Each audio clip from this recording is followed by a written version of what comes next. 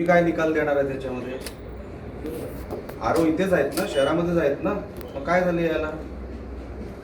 तुम्ही काय निकाल देणार तेवढं मला सांगा, मग बाकीचं मी पुढे बोलतो. हा, हे असं बरोबर नाही ना. तुमची याच्यात चूक नाही, तुम्हाला पाठवलं असेल पण त्यांनी यायला हवं होतं. ही काही साधी सुधी रोज होणारी गोष्ट नाहीये. त्यांना बोलून घ्या, फोन करा त्यांना.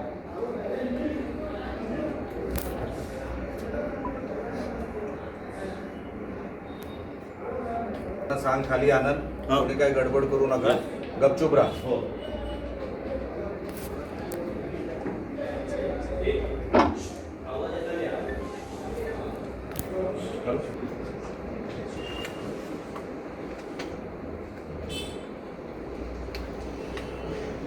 साहेबांना जरा दाखवून या ना, ते बघून.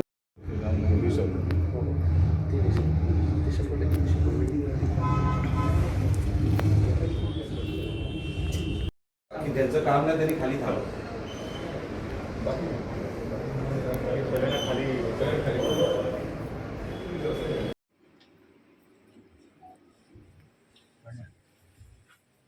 रकमेला मध्यस्थीची बंद त्यांनीच फक्त हात लावले, बाकीचे हात लावलेले नाही. आणि रक्कम किती आहे काय मोजलेली नाही. ते साईडमध्ये मोजून खात्री करा. हा बोलू साहेबांना फोन करून एकत्रच असते.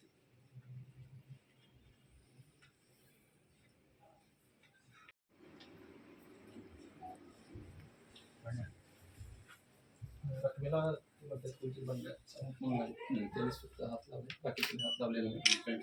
आणि रक्कम किती आहे काय मोजलेली नाही. ते साईडमध्ये मोजून खात्री करा. हा बोलू साहेबांना फोन करून एकत्रच असते.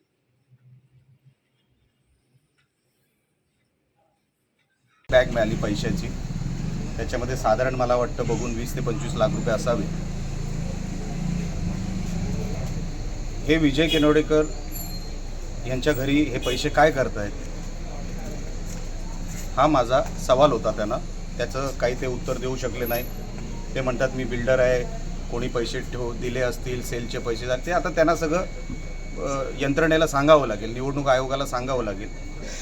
मी हेच कालपासून किंवा अनेक दिवसांपासून म्हणतोय. काल रवींद्र चव्हाण साहेब मालवणमध्ये येऊन गेले आणि कालपासून वेगाने ही सगळी पद्धत पैशाची सुरू झाली. मी हेच म्हणत होतो, या अशा निवडणुका आपल्याला करायच्या आहेत का?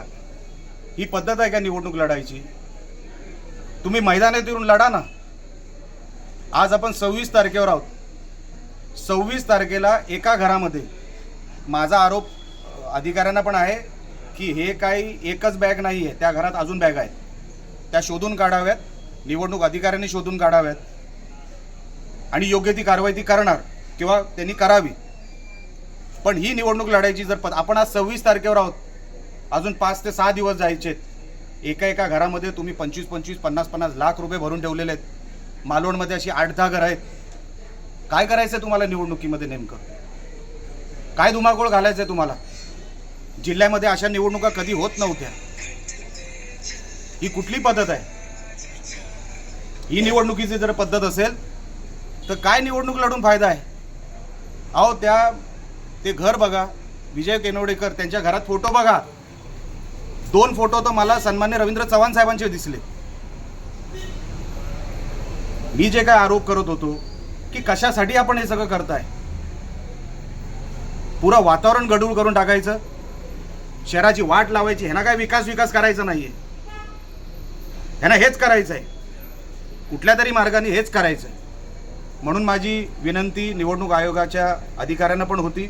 फ्लाइंग स्क्वॉड आला होता आणि सन्मान्य PI जगताप साहेब होते. त्यांनाही मी सांगितलेलं आहे, साहेब उद्या मी परत तुमच्या कार्यालयामध्ये येणार, मला तुम्ही काय कारवाई करताय हे भारतीय जनता पक्षाचे मी यादी देणार आहे. कोण कोण कार्यकर्ते इथे पैसे वाटतायत ते. पप्या तवटे, तो रुपेश कानाडे, तो रणजित देसाई, तो मोहन सावंत, अंगावर पैसे घेऊन वाटतायत सगळे.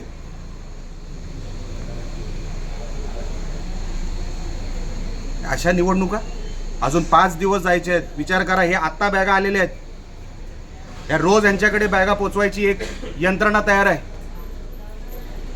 रोज जर बॅगा यायला लागल्या आणि असे पैसे जर वाटप व्हायला लागले, कशासाठी पाहिजे तुम्हाला? हे जिंकल्यानंतर हे जिंकणार नाहीत, पण जरी जिंकले तर हे काय लोकांची सेवा करायला नाही जाणार आहे तिकडे.